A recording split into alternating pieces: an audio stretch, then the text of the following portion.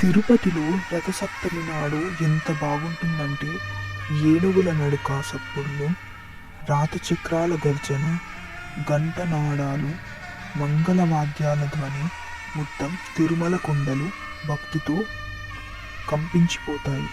అక్కడ అడుగడుగులో ఒక భక్తి కథ, ప్రతి చూపు ఒక అద్భుత అనుభవం, ప్రతి శ్వాసలో గోవింద అనే నామస్మరణం.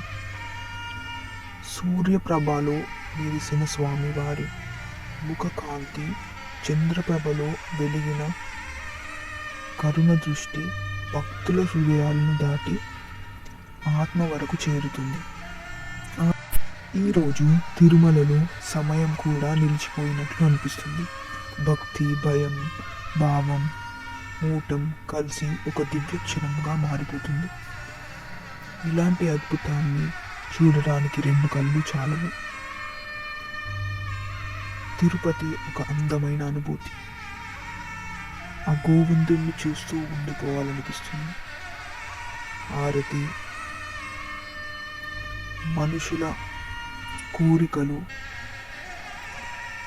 అంతా చూస్తుంటే ఎంతో సంతోషంగా అనిపిస్తుంది. ఈ రత్న సప్తమి నాడు అందరి కోరికలు నెరవేరాలని మనస్ఫూర్తిగా కోరుకుంటున్నాను.